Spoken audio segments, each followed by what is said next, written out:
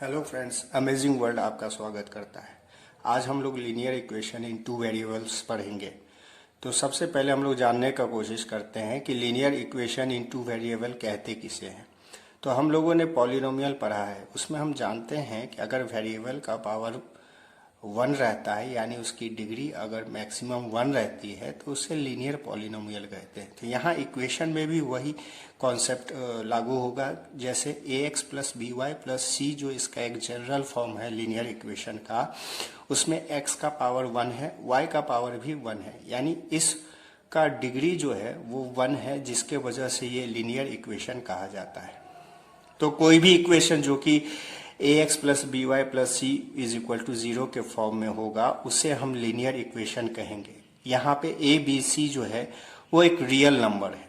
Real number मतलब या तो वो रैशनल नंबर भी हो सकता है, या तो वो इरेशनल नंबर भी हो सकता है। ऐसे दूसरे शब्दों में अगर रियल नंबर को बोले तो वो क्या होता है, ऐसे नंबर जिसको स्क्वायर करें तो हमेशा पॉजिटिव वैल्यू आए, तब उसे हम क्या कहते हैं, रियल नंबर कहते हैं। तो यहाँ a b c तीनों रियल नंबर हो सकते हैं, लेकिन कंडीशन ये भी है कि a डजंट इक्वल टू 0 होना चाहिए और b डजंट इक्वल टू 0 होना चाहिए।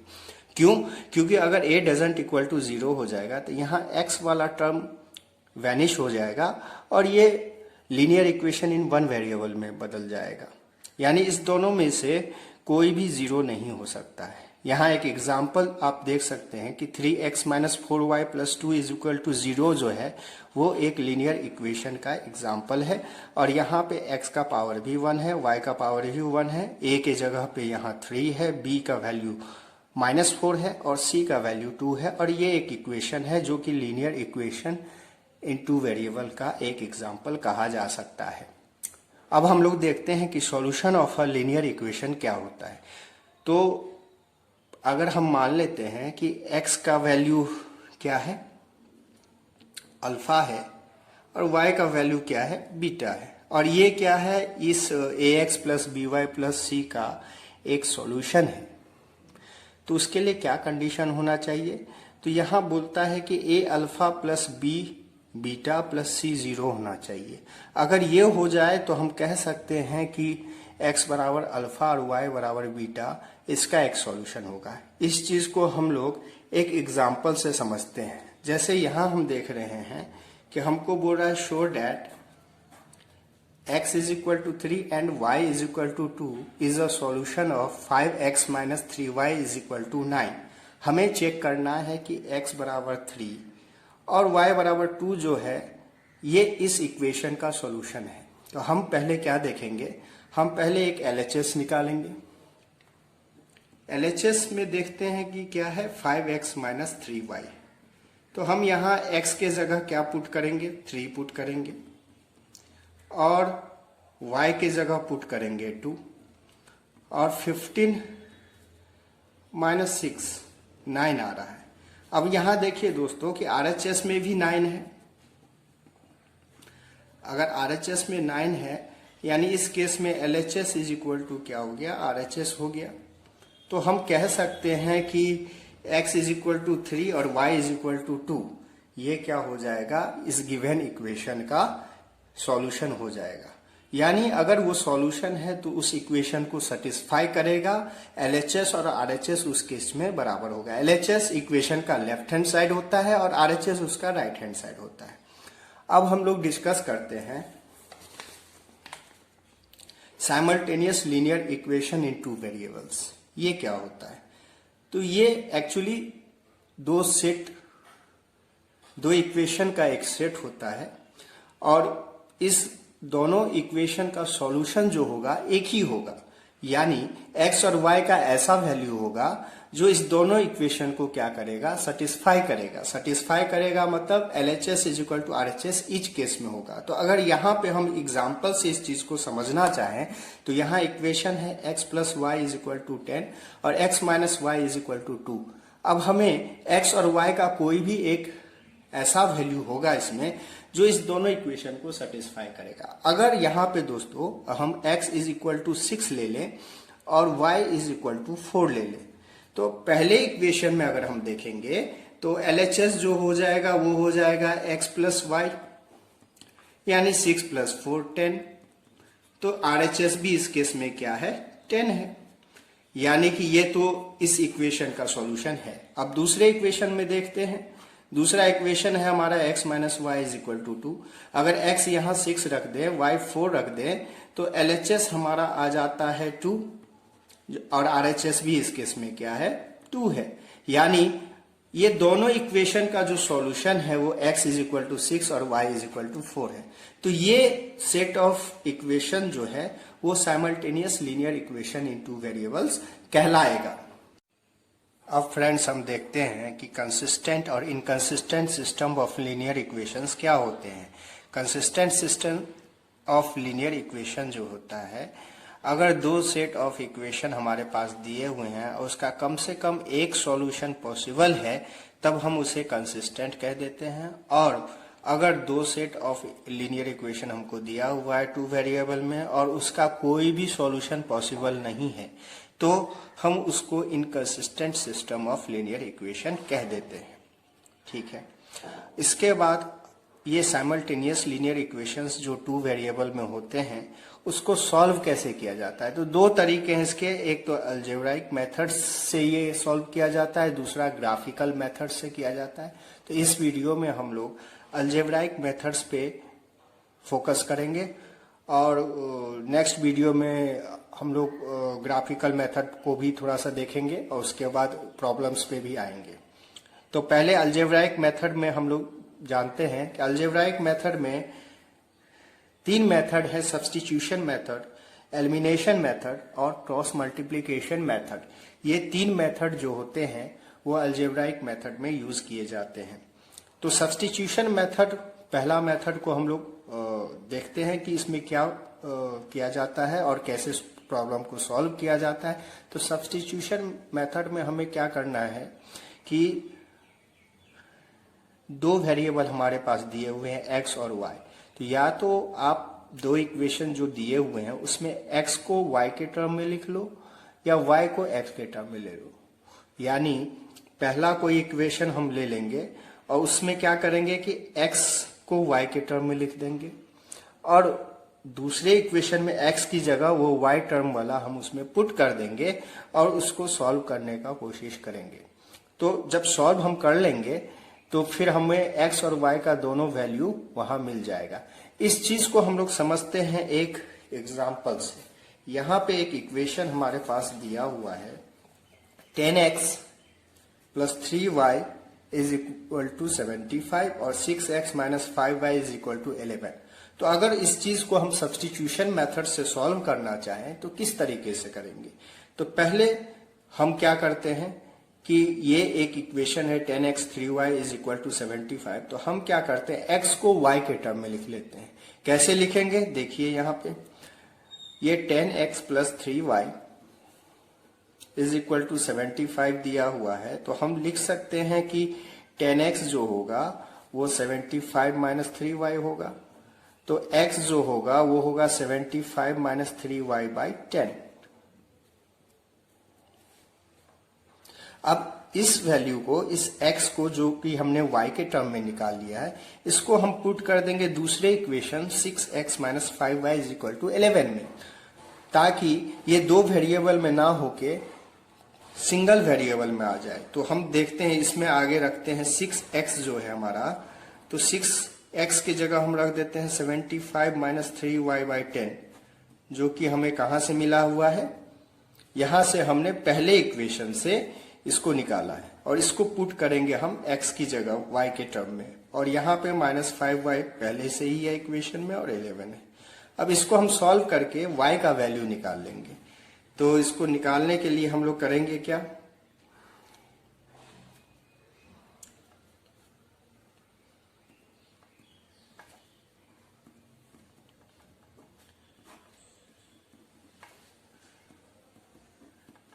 ये इक्वेशन आया दोस्तों। अब क्या करेंगे, 450 एलसीएम ले लेते हैं हम लोग, 18y - 50y/10 आएगा और यहां आ जाएगा 11। अब यहां तक तो हमने सॉल्व कर लिया, इसी को आगे प्रोसीड करते हैं। 450 माइनस 68y हो जाएगा और ये हो जाएगा 10 और ये हो जाएगा 11। इसको आगे सॉल्व कीजिएगा तो 450 माइनस 68y 110 आ जाएगा। तो यहाँ से आप 68y लिख सकते हैं 450 माइनस 110। तो यहाँ से y जो आएगा आपका वो आएगा 340/68, ये 10 बार में और ये 2 बार में। तो दोस्तों यहाँ y हमको 5 वैल्यू आ गया। अब x यहाँ हमें दिया हुआ है 75 माइनस 3y/10। तो हम क्या करते हैं, इसमें पुट कर देते हैं इसको। 75 माइनस 5 जो आया है y यहाँ पे पुट कर दीजिए। 3 × 5/10 ये हो जाएगा 75 माइनस 15/10, तो ये आ जाएगा 60/10 और इस तरीके से हमारा ये वैल्यू क्या हो जाएगा 6 हो जाएगा। यानी हमारे सॉल्यूशन क्या होंगे, x = 6 और y = 5 हमारे इस इक्वेशन का सॉल्यूशन हो जाएगा। तो ये सब्स्टिट्यूशन मेथड था दोस्तों। उन दो इक्वेशन को फिर से लिख लेते हैं। 10x + 3y जो है यहाँ पे 75 है और 6x - 5y जो है वो 11 है। अब इसको हमको एलिमिनेशन से करना है। तो एलिमिनेशन मेथड में हम लोग क्या करते हैं, हम लोग पहले किसी एक वेरिएबल को एलिमिनेट कर लेते हैं।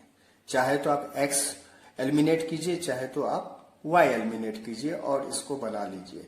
तो यहां हम y को एलिमिनेट करना चाह रहे हैं। तो y को एलिमिनेट कैसे करेंगे, तो देखिए पहले इक्वेशन में y का जो कोफिशिएंट है वो 3 है और दूसरे इक्वेशन में y का कोफिशिएंट 5 है। अगर आप इस दोनों का एलसीएम ले लें 3 और 5 का, तो वो हमें आता है 15। एलसीएम इसका 15 आता है। तो हम क्या करते हैं, दोनों में 15 लाने का कोशिश करते हैं। तो इसको आप कह सकते हैं इक्वेशन 1 और इसको बोल सकते हैं इक्वेशन 2। अब हम क्या करेंगे, पहले इक्वेशन को यहाँ 15 लाने के लिए 5 से इंटू कर देंगे और दूसरे इक्वेशन में यहाँ 15 लाने के लिए 3 से इंटू कर देंगे। अगर 3 से इंटू करेंगे, ये करेंगे और दोनों को इक्वेशन को ऐड करेंगे तो y हमारा एलिमिनेट हो जाएगा और केवल x वेरिएबल बच जाएगा, जिससे हम आसानी से वैल्यू निकाल पाएंगे। तो करते हैं हम लोग, पहले हम क्या करते हैं 1 × 5 कर देते हैं और प्लस कर देते हैं उसको 2 × 3 इक्वेशन में। तो जब 1 को 5 से इंटू करेंगे तो ये आ जाएगा आपको 50x + 15y और ऐड भी करना है तो हम इसमें 3 से इंटू करके ऐड कर देते हैं, यानी 18x हो जाएगा और यहाँ पे -15y हो जाएगा। अब हमने LHS में किया था इंटू 5 से, तो RHS में भी करना पड़ेगा, यानी 75 × 5 प्लस इसका RHS है 11, तो 11 × 3 करना पड़ेगा। तो अब यहाँ पे ये आ जाएगा 68x और ये 15y कट गया और यहाँ पे जब हम लोग सॉल्व करेंगे इसको तो ये 375 आएगा और ये 33 आएगा। यानी x जो आएगा हमें वो आएगा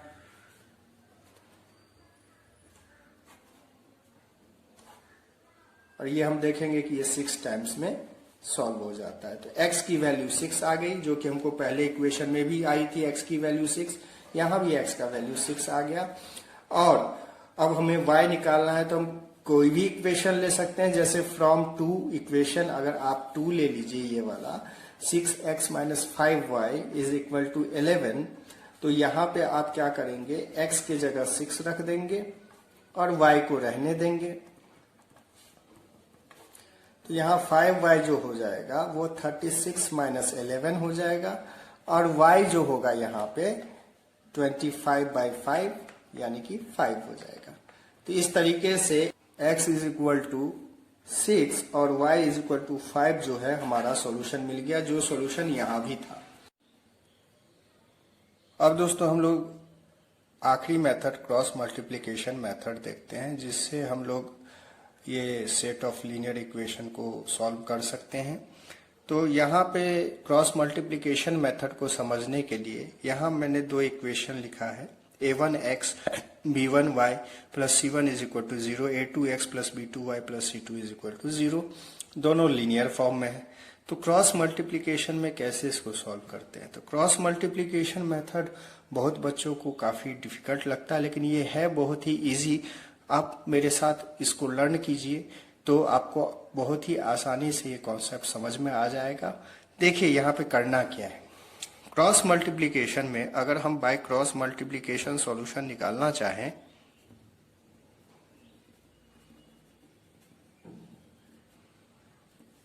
तो यहाँ क्या करना है, जैसे आपने लिख दिया यहाँ x, उसका डिवाइडेड y लिख दो। अब x देखे हैं तो x वाले लाइन को आप छोड़ दो, अभी x वाले लाइन को देखना नहीं है। अभी आप क्या करो, y वाला जो b1 है, y का जो कोफिशिएंट b1 है और c2 है, इसको मल्टीप्लाई कर दो, b1 इंटू c2। अब माइनस दो, इससे इसको मल्टीप्लाई किया, इससे इसको मल्टीप्लाई कर दो, b2 इंटू c1। फिर क्या करो, इक्वल टू लिख दो और माइनस y। अब यहाँ y वाली लाइन ले रहे हैं तो y वाली लाइन को छोड़ दो। अब देखो क्या बच जाता है। अब क्या करो, यहाँ माइनस y रखना है फ्रेंड्स, इससे नहीं भूलेंगे, माइनस y यहाँ पे हमें रखना है। और यहाँ a1 इंटू c2 होता है तो लिख दीजिए a1 इंटू c2 और a2 इंटू c1। और अब तीसरा, जब कांस्टेंट टर्म की बात आएगी तो उसको भूल जाना है। अब क्या बचा वो देखना है। तो कांस्टेंट की जगह पे हम लोग लिख देंगे 1, उसका a1 इंटू b2 लिखिए और a2 इंटू b1 लिखिए। अब जब हमें x निकालना रहेगा तो हम इसे और इसे इक्वल करेंगे, और जब y निकालना रहेगा तो इसे और इसे इक्वल करेंगे और दोनों वैल्यू निकाल देंगे।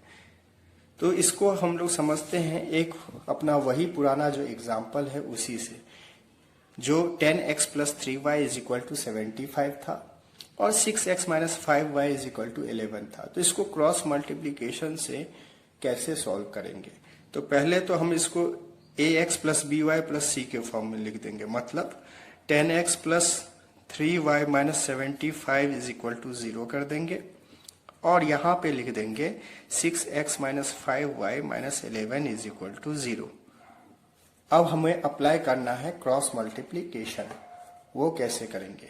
तो क्रॉस मल्टीप्लीकेशन में क्या करना था कि हम लोग ये x वाला लिख रहे थे तो बाय क्रॉस मल्टीप्लीकेशन लिख देते हैं यहाँ पे।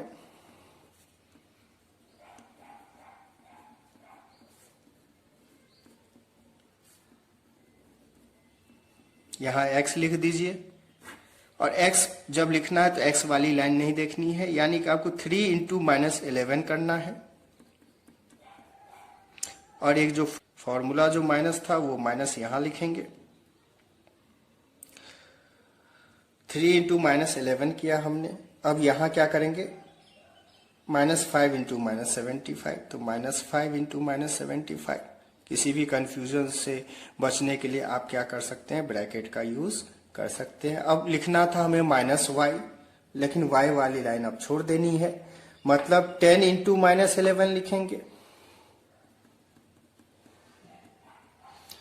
फॉर्मूले का माइनस लिखेंगे, फिर माइनस 75 इंटू 6 करेंगे, इसको बराबर करेंगे 1 के।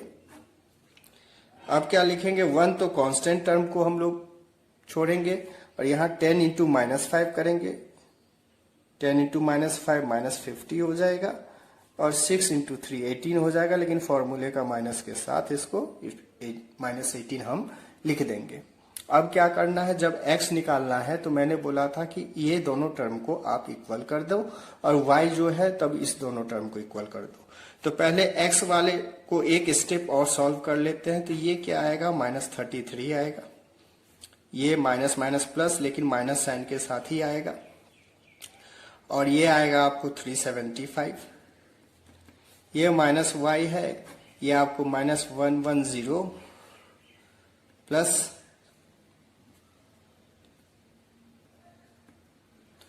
और ये आपको आ जाएगा 1/-68। अब अगर x वाले टर्म को करना है तो हमको ये और ये बराबर करना पड़ेगा, मतलब x is equal to -408 is equal to 1-68। एक ये हो जाएगा और y वाले करेंगे तो इन दोनों को बराबर करना पड़ेगा, तो -y/340 इज इक्वल टू 1/-68। अब इसे सॉल्व करेंगे तो x जो आएगा -408/68 आएगा, जो कि कट के 6 हो जाएगा। और यहाँ पे सॉल्व करेंगे तो y जो आएगा वो 340/-68 और ये कट के 5 हो जाएगा। तो हेंस हमारा यहाँ जो सॉल्यूशन हो जाएगा वो x इज इक्वल टू 6 हो जाएगा और y इज इक्वल टू 5 हो जाएगा। तो मेथड, ये तीनों मेथड ही हमें लीनियर इक्वेशन में सॉल्व करने में मदद करते हैं। और एलिमिनेशन मेथड और क्रॉस मल्टीप्लिकेशन तो काफी जल्दी सॉल्व हो जाता है, सब्स्टिट्यूशन में कभी कभार टाइम लग जाता है।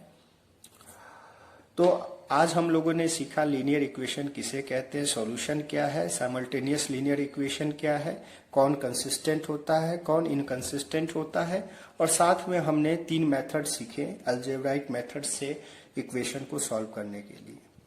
अगले वीडियो में हम लोग देखेंगे कि हम किसी इक्वेशन को देख के कैसे बता सकते हैं कि वो कंसिस्टेंट होगा या इनकंसिस्टेंट होगा, और साथ में हम लोग ग्राफिकल मेथड भी सीखेंगे जिससे अलग इक्वेशन को हम लोग क्या करते हैं, सॉल्व करते हैं। वो सारे मेथड को भी हम लोग सीखेंगे, ग्राफिकल मेथड से कैसे करेंगे, और उसके बाद कुछ प्रॉब्लम्स पे हम लोग डिस्कस करेंगे। तो कैसा लगा मेरा वीडियो दोस्तों? आपको अगर अच्छा लगा हो तो इसे लाइक और सब्सक्राइब करना ना भूलें, और साथ में अपने साथियों को इसे शेयर भी करें। हम आपकी सेवा में हमेशा बने रहेंगे। तब तक के लिए धन्यवाद।